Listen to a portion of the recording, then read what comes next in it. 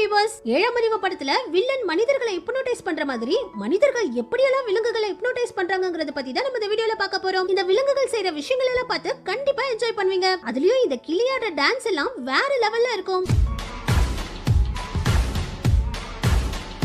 நம்ம முதல்ல பார்க்க போறது ஈமு டான்ஸ். ஈமு கோழிகள் மனிதர்களை பார்த்தாலே அக்ரெசிவா தாக்கும். மனிதர்கள் கிட்டயே வராது. அதுலயும் காட்டுல இருக்கிற ஈமு கோழிகள் மனிதர்களை பார்த்தாலே 48 கிலோமீட்டர் ஸ்பீட்ல தலை தெறிக்க ஓடுங்க. ஆனா இந்த ஈமு கோழிகள் கிட்ட இருக்கிற ஒரு வித்தியாசமான விஷயம் என்னன்னா, இந்த ஈமு கோழிகள் முன்னாடி படுத்துக்கிட்டு சைக்கிள் ஓட்டுற மாதிரி இப்படி காலை ஆட்டிக்கிட்டே இருந்தா இந்த ஈமு கோழிகள் தானாவே நம்ம கிட்ட வருதுங்க. ஏன்னா ஈமு கோழிகள் வித்தியாசமா எதையாவது பாத்துருச்சுன்னா அது என்னன்னு பாக்குறதுக்காக கிட்ட வருமா. ஆரம்ப காலத்துல வாழ்ந்த மனிதர்களே ஈமு கோழிகளை துரத்தி பிடிக்க முடியாம இந்த மாதிரி ஈமு கோழிகளுக்கு முன்னாடி படுத்து காலாட்டி அதுங்களை கிட்ட வர வச்சு பிடிச்சிருக்காங்க. ரொம்பவும் வித்தியாசமான ஈமு கோழிகளா இருக்குல்ல. அடுத்தது மியூசிக் லவர். மனிதர்கள் பாட்டு கேட்டு என்ஜாய் பண்ற மாதிரி சில விலங்குகளும் மியூசிக்க கேட்டு என்ஜாய் பண்ணுது. ஆக்டர் ராமராஜன் சார் பாட்டு பாடி மாட்டுக்கிட்ட இருந்து பால் கறக்குற இந்த சாங்கை எல்லாருமே கேட்டிருப்பீங்க.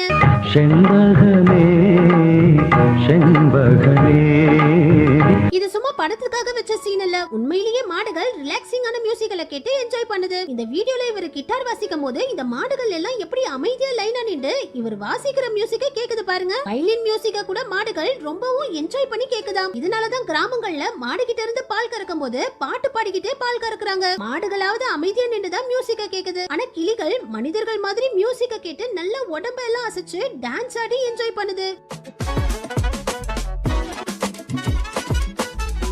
அதுலயும் காக்டெயில் பறவைகள் மியூசிக்கோட ரிதத்துக்கு ஏத்த மாதிரி காலை ஆட்டி பயங்கரமா டான்ஸ் ஆடுது.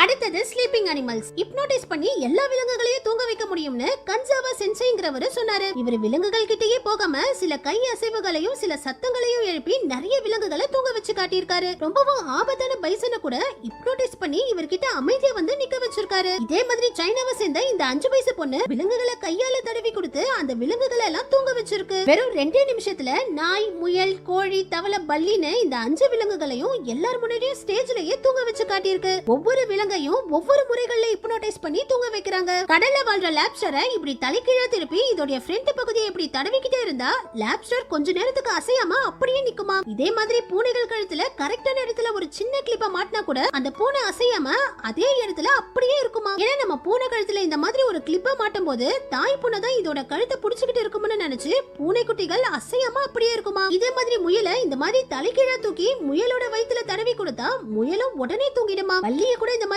தலைகீழ திருப்பி பல்லியோட வயித்துல தடவி கொடுத்தா பல்லிகளை கூட தூங்கிடுது. அடுத்தது இன்டெலிஜென்ட் அனிமல்ஸ். பொதுவா மனிதர்கள் தான் விலங்குகளை ஹிப்னோடைஸ் பண்ணுவாங்க. ஆனா இந்த கட்டில் ஃபிஷ்கள் கடல்ல வாழ்ற மத்த உயிரினங்களை ஹிப்னோடைஸ் பண்ணி வேட்டையாடி சாப்பிடுது. இந்த கட்டில் ஃபிஷ்களுடைய உடம்புல அதிகமான குரோமேட்டோபோர்ஸ்கள் இருக்கிறதுனால இதுங்க ரொம்ப வேகமா இதுங்களுடைய உடல் கலரை மாத்தும். இதனால இதுங்க இரைகளை வேட்டையாடும் போது இதுங்களுடைய உடல் கலரை இந்த மாதிரி வேகமா மாத்திக்கிட்டே இருந்து இறால், நண்டு, மீன்ல இருந்து நிறைய உயிரினங்களை ஹிப்னோடைஸ் பண்ணி வேட்டையாடி சாப்பிடுது. இந்த உடல் கலரை இந்த மாதிரி வேகமா மாத்தும் போது இத பாக்குற மத்த உயிரினங்கள் அசையாம அப்படியே நிக்குமா. அந்த டைம்ல கட்டில் ஃபிஷ் அதுங்களை வேட்டையாடி சாப்பிடுமா. இதே மாதிரி இந்த வேசல்ஸ்களும் வித்தியாசமான முறையில முயல்களை ஹிப்னோடைஸ் பண்ணி வேட்டையாடி சாப்பிடுது. இந்த வேசல்களை பார்க்க அழகா இருந்தாலும் இதுங்க வெறித்தனமா கிடைக்கிற எல்லாத்தையும் வேட்டையாடி சாப்பிடும். இதுங்க முயலை வேட்டையாடுறதுக்காக இந்த மாதிரி வித்தியாசமா தாவி தாவி குதிச்சுக்கிட்டே இருக்குமா. இத வேசல் வார் டான்ஸ்னு சொல்றாங்க. இது இப்படி வித்தியாசமா பண்றத பார்த்து முயல் அசையாம இதையே பார்த்துட்டு இருக்குமா. கொஞ்சம் கொஞ்சமா குதிச்சு குதிச்சு முயல் கிட்ட வந்து டக்குன்னு முயலை புடிச்சு வேட்டையாடி சாப்பிடுமா.